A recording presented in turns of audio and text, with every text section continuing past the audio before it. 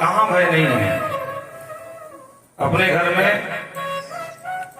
मस्त सो रहे हैं कमरे में, और फिर भी कहीं ना कहीं अचानक भूकंप आ जाए या घर में ही आग लग जाए और हम सोते ही रह जाएं और आग के लपेटे में आ जाए। बाइक चला रहे हैं या 4 पहिया चला रहे हैं तो भिड़ने का भय है कि भैया कहीं दुर्घटना ना हो जाए। सभी जगह अभय भय है। अभयम सर्वभूतेभ्यो ददामि एतद् व्रतं मम शक्रदेव प्रपन्नाय तवास्मिति याचते। अगर अभय पाना चाहते हो तो जो अभय देने में सामर्थ्य है उनके शरण ग्रहण कर लो। आप सभी जानते हैं बाबा विश्वामित्र जी यज्ञ कर रहे थे पर एक भी यज्ञ महाराज सफल नहीं हो रहे थे। हाँ, ताड़का जी के जो पूरा विभाग है, स्वाहु मारीच हुआ करके कोई भी यज्ञ सफल नहीं होने दे रहे थे। तब विश्वामित्र ने विचार किया कि क्या किया जाना चाहिए भाई। अभी मुझे तो बड़ा भय है, कोई यज्ञ सफल नहीं हो रहा मेरा, तो इस भय को दूर कैसे करूं। तो जो अभय दे सके उन्हीं के पास जाऊं। तो सीधे पहुंच गए भगवान को मानने। दशरथ जी ने नाक सिकोड़ते हुए कहा, दिव्य प्रवचन में कहे बिचारी, महाराज जी आप बुरा मत मानना, पर आपने क्या मान लिया। तब गुरु वशिष्ठ ने समझाया कि राजन अब इनको जाने दो, क्योंकि इनका जन्म ही जगत कल्याण के लिए हुआ है और ये सृष्टि का विधान है, इसलिए विधान के बाधक मत बनो। और सबसे बड़ी बात ये है कि जाएंगे सिंगल और आएंगे डबल। बोलो राधे राधे। हाँ, गुरु वशिष्ठ बहुविध समझायो। एक संत मजाक में कहते हैं कि बहू की विधि बता दी कि अभी बेटे दे रहे हो, बाद में बहुरिया लेकर आएंगे, इनको भेज दो। बोलो राधे राधे। और जब दोनों भैया आ गए तो सबसे पहले ताड़का को निपटाया। एक ही बाण प्राण हर लीना, एक बाण में ही ताड़का जी का काम तमाम कीना। आगे बढ़े तो मारी सुबह पूर्व की भांति आए। लक्ष्मण जी और दोनों भैया मिलकर के मालिश को तो छोड़ दिया पर सुबह को मैं टपका दिया। बोलो राधे राधे। और भगवान ने कह दिया, गुरुदेव निर्भय यज्ञ करो तुम जाई। आज के बाद भय और डरने की कोई आवश्यकता नहीं है। तो यदि यक्षता भयम, अगर तुम्हें अभय चाहिए तो भगवान के चरणों में आ जाओ, क्योंकि संसार में भय ही भय है, यहाँ अभय मिल नहीं सकता। हम लोग चुनाव लड़ते हैं और भय होता ना कि हार न जाए। भाई जीता तो एक ही है, बाकी तो सभी हारते हैं, तो चुनाव में भी भय है। बोलो राधे राधे। ज्यादा भोजन कर लिया तो कहीं ज्यादा बदहजमी न हो जाए, पेट डिस्टर्ब हो जाए, उसका भी भय है। कहां भय नहीं है।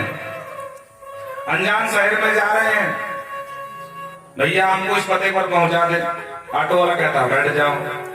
न उसको उसके पहले कभी देखा, न उसका मकान नंबर पता, न उसका आधार कार्ड देखा, कौन है कौन नहीं है, और विश्वास पर बैठ जाते हैं भैया पते पर पहुंचाएगा। और भगवान जाने वो कहाँ पहुंचावे, वो अलग बात है, पर विश्वास तो करते हैं कि नहीं करते हैं।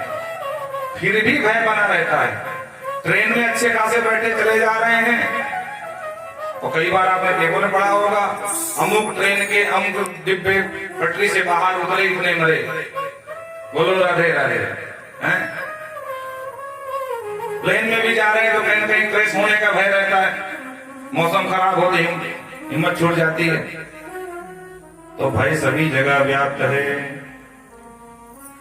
भोगे रोग भयम, ज्यादा भोग भोगोगे तो रोगी होने का भय बना रहेगा। रूपे जरा भयम, बड़े सुंदर हो, अपने आप को बड़ा एटीट्यूड है कि भाई देखो हमसे सुंदर तो कोई है ही नहीं है। तो कम से कम दिन में 20 बार शीशा देखोगे, कहीं कोई दाग तो नहीं है। बोलो राधे राधे। जरा भयम, कुरूप होने का डर बना रहेगा भाई। किसी ने कह दिया आजकल तुम्हारी झाई जैसी दिख रही, क्या बात है, तो प्राण हालत सूख गए, मेरी झाई पड़ गई। हाँ बोले देखो शीशा में, दौड़ करके जाते हैं, फिर जाकर के मेडिकल में दुनिया भर का भगवान ने खरीद करके वो टेस्ट लगाते रहते हैं। तो कहते हैं वित्तीय के बालात भयम, ज्यादा धन कमा लोगे तो इनकम टैक्स खतरा बना रहेगा, कब ना ईडी की रेट पड़ जाए। बोलो राधे राधे। हाँ, अभी वो कानपुर का वही इत्र वाला व्यापारी था बेचारा, स्कूटर से घूम रहा, टूटी स्कूटर से, और जब उसका इत्र खुला महाराज, क्या महाराज मशीन मंगानी पड़ी गिरने के लिए। गजब का व्यक्ति था भाई। वित्तीय निवालात भयम, ज्यादा वित्त में धन कमा लोगे तो सरकार का भय रहेगा। कहीं अगर किसी भेदी ने चुपचाप सूचना पहुंचा दी महाराज है तो पार्टी का, और दबा के बैठा है, हाँ तो हो सकता है अपनों वालों ही भेज दे, क्योंकि संगठन का सहयोग तो कर नहीं रहा। दो चार अगर छोड़ के पहुंच गए तो हो सकता है बचा भी ले, ऐसा भी होता है। बोलो राधे राधे। भले रिपु भयम, अगर बहुत बलवान बनते हो तो कोई शत्रु ना हमारे समान तैयार हो जाए लड़ने के लिए, शत्रु का भय बना रहेगा। सभी जगह भय है।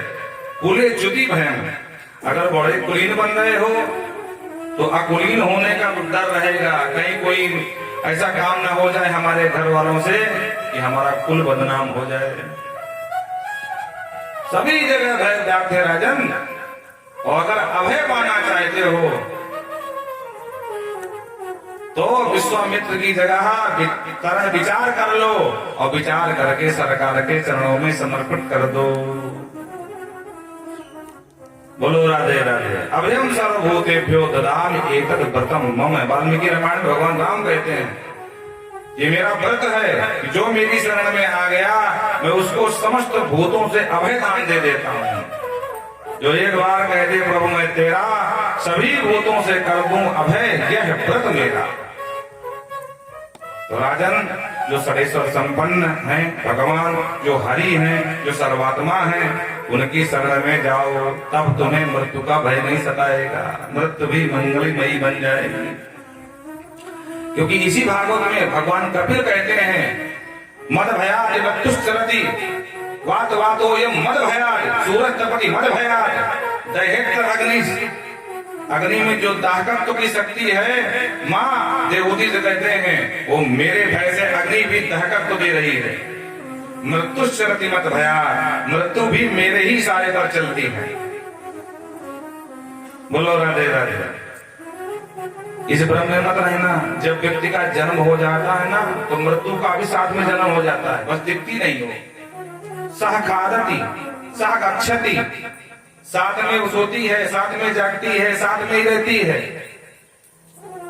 और जहां वहां से इशारा आया, वो जो फांसी दी जाती है ना, वो जल्लाद एकदम सावधान रहता है। और जहां बड़े अधिकारी ने कहा तुरंत खटका दबाया और महाराज वो झूल गया। उसी तरह बिल्कुल वो जल्लाद की तरह मृत्यु साथ में रहती है। हाँ, कब इशारा मिल जाए, कब आदेश मिल जाए, तुरंत खटका दबाना पड़ेगा महाराज। बोलो राधे राधे। हाँ, चाहे जहाँ सो जाओ, चाहे जहाँ चले जाओ, मृत्यु से बच नहीं पाओगे, वो साथ में ही रहेगी। और जहाँ इशारा किया भगवान हिमराज ने कि भैया बस, हाँ उसने भी कर दिया बस। इधर क्या हुआ, 4 लोग उठाते हैं, राम राम करते हैं, कैसे हुए, डर के रोते हैं, अरे भैया बहुत अच्छे व्यक्ति थे, अब हम कैसे रहेंगे। पर ध्यान रखना, ये संसार पहले भी था, ये संसार आज भी है, ये संसार आगे भी रहने वाला है। पहले भी तुम नहीं थे, आगे भी तुम नहीं रहोगे। तभी संसार की कोई भी गतिविधि में कोई भिन्नता नहीं आई। पहले भी लोग सूर्य को देखते थे, सुबह होती थी, शाम होती थी। पहले भी लोग हंसते थे, खेलते थे, खाते थे, नहाते थे, कूदते थे। पहले भी लड़ते थे, पहले भी व्यसन करते थे, आज भी कर रहे हैं, आगे भी करने वाले हैं। तुम्हारे होने न होने से संसार पर कोई फर्क पड़ने वाला नहीं है। इसलिए फालतू में ज्यादा दिमाग नहीं लगाना चाहिए। प्रेम से इंसान की तरह इंसान बन करके भगवान का भजन करना चाहिए, और जिससे हमारी जीविका चल सके उतना अर्थोपार्जन की व्यवस्था भी करनी चाहिए। क्योंकि शरीर माध्यम खल धर्म साधनम, अगर शरीर है तभी तो साधन करोगे। अगर शरीर न होता या अस्वस्थ होता तो भागवत सुनता कौन? इसलिए शरीर का भी ध्यान रखो और उतना ध्यान रखो जिससे शरीर चल जाए। ये नहीं कि 7 पुष्ट खाए बैठे बैठे, वो ध्यान नहीं करना चाहिए भैया। हाँ, पहले तो कहते हैं साईं इतना दीजिए जामे कुटुंब समाए, मैं भी भूखा ना रहूं, साथ भी भूखा ना जाए। लेकिन अब लोगों को सोच बदल गई। अब लोग कहते हैं साईं इतना दीजिए जामे 7 पुष्ट बैठ के खाए, अब मैं भूखा बिल्कुल ना रहूं, संसार भले मर जाए। बोलो राधे राधे। हाँ, परिवर्तन होता रहता भैया समाज में। संसार जहां जाना हो जाए, बस हमारा बैंक बैलेंस भर जाए। हाँ, स्विच बैंक काला धन 15 लाख। बोलो राधे राधे। तो कहने का तात्पर्य है कि राजन, भगवान की शरण जब तक ग्रहण नहीं करोगे कल्याण नहीं होगा। कैसे ग्रहण करें? बोले सबसे पहले श्रोतव्य, उनको सुनो, सुनने से उनके विषय में अच्छी तरह से जानकारी हो जाएगी। बोलो राधे राधे। अब अगर जानकारी नहीं है तो उन पर विश्वास भी नहीं बनेगा, क्योंकि हर प्रत्येक व्यक्ति का स्वभाव अलग अलग होता है। जब पहली बार कोई किसी के पास जाता है, एक उदाहरण से देखो, मान लो आप बीमार हो तो आपने फोन घुमाना शुरू किया, भैया हमको बीमारी हो गई, कोई डॉक्टर है क्या? अच्छा सा किसी ने बता दिया कि हाँ है, कहाँ है? गुलबर्रा कानपुर बैठते हैं। अच्छा अच्छा, अनुभव कैसा है? ठीक है, बढ़िया। अच्छा, स्वभाव ठीक है ना? अच्छे से देखते नहीं देखते हैं? ये नहीं कि मैं 2 मिनट देखे तो बाहर निकलो। तो भले कोई कितना बता दे, आपको संतुष्ट कर दे, लेकिन तब तक आपको विश्वास नहीं होगा जब तक डॉक्टर साहब से मिल नहीं लोगे, उनके व्यवहार से परिचित नहीं हो जाओगे, तब तक आपको विश्वास नहीं होने वाला। बोलो राधे राधे। तो सबसे पहले उनको सुनो, उनके विषय में जानकारी होगी, उसके बाद बोले बस उन्हीं का चिंतन शुरू कर दो। अब लोग क्या करते हैं, घर में चर्चा करते हैं, भैया डॉक्टर साहब जानकारी मिली, बड़े अच्छे हैं। दिखाना एक ही बार है, लेकिन चर्चा होते दिन में 10 बार। तो कीर्तितव्यश्च, भगवान का कीर्तन करो, भगवान का स्मरण करो, भगवान का ध्यान करो। उससे क्या होगा? बोले आपका कल्याण हो जाएगा। हरेर नाम कीर्तनम। महाराज परीक्षित ने कहा, सरकार आपने कहा पहले श्रवण करें। ये देखो माता जी आपकी सो रही हैं, सोना नहीं। बोलो राधे राधे। तो पहले श्रवण करें, फिर कीर्तन करें, फिर ध्यान लगाएं। मेरे पास तो 7 दिन है, अब बताओ मैं पहले श्रवण करूं कि कीर्तन करूं कि ध्यान करूं? 7 दिन में क्या क्या करूं? सुखदेव बाबा कहते, राजन बिल्कुल चिंता मत कर। अरे खंडवांग नाम का राजा था जो 2 घड़ी में मुक्त हो गया, और सप्ताहम जीवता अवधि, तेरे पास तो 7 दिन की अवधि है। अरे जब कोई 2 घड़ी मतलब 48 मिनट में मुक्त हो सकता है तो बहुत बड़ी बात है। और जब ये कहा कि 2 घड़ी में भी मुक्ति मिल जाती है, तो मृत्यु का जो भय था मन मस्तिष्क में राजन के निकल गया। और यहाँ से मुक्त कंठ होकर के सुखदेव बाबा सुनाते गए, महाराज परीक्षित पूछते गए, जहाँ जहाँ संशय हुआ संशय क्षिप्त होता रहा। और जब ये ज्ञान सत्र यहाँ से भगवान सुखदेव जी के द्वारा सुनाया गया। बोल सुखदेव प्रभु की जय। राजन, भगवान का ध्यान करने के लिए 4 बातों का खूब अभ्यास करना चाहिए। कौन कौन सी? बोले जितासनो, जित श्वासो, जित संगो, जितेन्द्रियः। जितासनो, सबसे पहले आसन को जीतो, क्योंकि अगर आसन नहीं जीते तो ध्यान करने बैठोगे और 2 मिनट नहीं हुआ कि घुटनों में दर्द, फिर कमर के मेरुदंड में दर्द, फिर कहोगे अरे प्रभु बहुत कठिन काम है भैया ये बैठ के माला जपना। तो धीरे धीरे आसन को जीतो, आसन विजयी बन जाओ। जितासनो, जित श्वासो। उसके बाद प्राणायाम का खूब अभ्यास करो। प्रभु इससे क्या होता है? बोले इससे ये होता ये है कि अंदर की गंदगी बाहर आती है और अंदर की सफाई हो जाती है। प्राणायाम परम बल। सुखदेव बाबा कहते हैं परीक्षित प्राणायाम के समान कोई बल ही नहीं।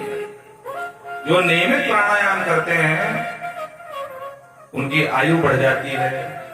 बोलो राधे राधे। अंदर ज्यादा कोई बीमारियां नहीं हो पाती हैं। बाबा रामदेव कराते हैं सुबह सुबह आस्था में, हाँ, अनुलोम विलोम कराते हैं, कपाल भाती भी कराते हैं महाराज। ऐसे करके सुबह सुबह तो लोग शुरू हो जाते हैं। बोलो राधे राधे। पर उसमें इसमें अंतर है। तो महाराज प्राणायाम कैसे करें?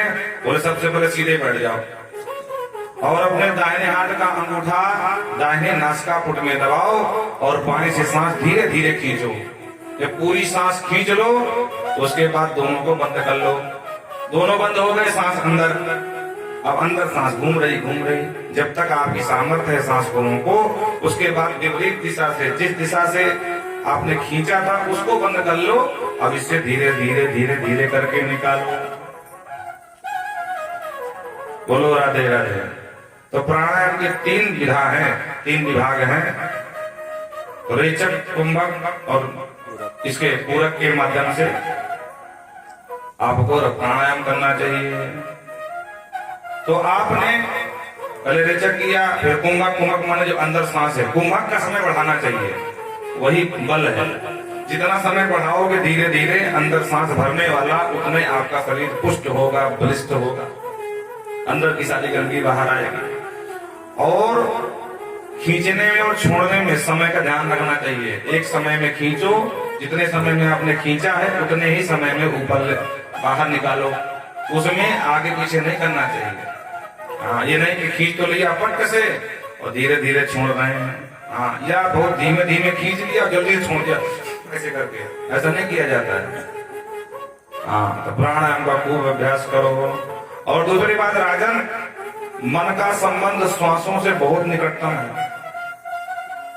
कैसे? बोले आपने देखा होगा जब व्यक्ति क्रोधित होता है तो श्वास भी गरम गरम छोड़ता है और जल्दी जल्दी चलती है। तीव्र गति से श्वास गति बढ़ जाती है। हाँ, मार डालूंगा, काट डालूंगा, है? तो और मन भी व्यतीत रहता है। तो मन का श्वासों का बहुत ही निकटतम संबंध है। और हमारे जीवन में वर्ष के हिसाब से आयु नहीं है, श्वासों के हिसाब से आयु है। अगर श्वास खर्च कम करोगे, बचा के रखोगे तो लंबा जियोगे। बोलो राधे राधे। इसीलिए पूर्व काल के जो ऋषि महर्षि होते थे वो श्वासों का संयम संचय करते थे, प्राणायाम करते थे, कम बोलते थे, मौन रहते थे, क्योंकि बोलने में सांस जल्दी जल्दी चलती है। अब हमारी तो मजबूरी है आपको 3 घंटा सुनाना ही सुनाना है। बोलो राधे राधे। इसीलिए जहाँ कथा का विश्राम हुआ हम बोलना बंद कर देते हैं, बिना मतलब की कोई बात नहीं। भैया जाओ, बाद में मिलेंगे। तो जितना ज्यादा बोलोगे उतना श्वास आपकी खर्च होगी और उतनी ही आयु कम होगी। बोलो राधे राधे। ये कपोल कल्पना नहीं है, अनुभव करके देख लेना। कम बोलोगे ज्यादा जियोगे। बोल वृंदावन बिहारी लाल की जय। जित संगो, राजन संग को जीतो। आप किसी के साथ रहो पर उसके अवगुण आप पर प्रभावी न हो। मित्रता किसी से करो क्योंकि गांवदारी देखनी है, भाई समाज में रहना है, पर ध्यान ये रहे कि उसके अवगुण तुम पर लागू न होने चाहिए। तो संग जीत लो। देखो, संग और साथ में अंतर है। हम और तुम साथ साथ बैठे हैं, कथा सुन रहे हैं, अब हम सुना रहे हैं, और कथा के बाद आप और महाराज जी प्रणाम पहचाना नहीं? भाई पहचाना तो नहीं। वाह महाराज, बैठी बैठी 3 घंटा कथा सुनी, आपने मुंह को ना पहचानो तो कहाँ पहचानो महाराज? तो भैया आप साथ जरूर बैठे हो पर संग में नहीं हो। साथ में बैठने का मतलब जो समीप बैठा वो साथ में है, और संग का मतलब जो मन के समीप बैठा है उसको संग कहते हैं। बोलो राधे राधे। हाँ, जिसको मन में बिठा लोगे उसको हमेशा चिंतन करते रहोगे। इसलिए अगर मन में किसी को बैठाना है तो भगवान को बैठा लो, सत्य को बैठा लो। धर्म न दूसर सत्य समाना है? और इसीलिए कहते हैं, ऋषि कहते हैं कि सत्संग करो। संग करना है तो सत्य का करो, सत्संग करो, सत्य ब्रुयात प्रिय ब्रुयात। सदा सत्य बोलो, सत्य परम सत्यात्मकम काम शरणम प्रपन्ना, सत्यव्रतधारी सत्य नेत्रधारी परमात्मा हम तुम्हारी शरण में। तो संग करना है तो परमात्मा का करो, और साथ करना है तो जीवात्मा का करो या संसार का करो। बोलो राधे राधे। अब जैसे आप यहाँ कथा सुन रहे हो और कोई बहुत ही प्रेमी आपका अचानक आ जाए कथा सुनने के लिए, और आपको ये विश्वास ही नहीं था कि वो यहीं पर कहीं है, और वो आकर के जैसे ही आपने उसको देखा तो पूरा चेहरा खिल गया, अरे भैया बहुत दिन बाद आए, भैया कहाँ रहे अभी तक, अरे राम राम। क्यों? क्योंकि वो उसका आपने संग किया था, वो आपके मन में बैठा था। अब कथा भी सुनने आए हो, लेकिन कथा चलती रहेगी पर धीरे धीरे ना बात से शुरू रहेगी, भैया और ठीक है, घर में सब सही है, अच्छा अच्छा अच्छा, और दुकान व्यापार सब ठीक, अरे कथा सुनो, अरे ठीक है, आप बताओ। एक काम करते चलो कथा रोज की महाराज सो सकते हैं पीछे, वो निकल गए पीछे आराम से, अब कल भैया डाले घूम रहे हैं। तो मतलब वो आपके साथ नहीं है, साथ में तो बहुत लोग बैठे थे पर उनसे आपको कोई मतलब नहीं रहा।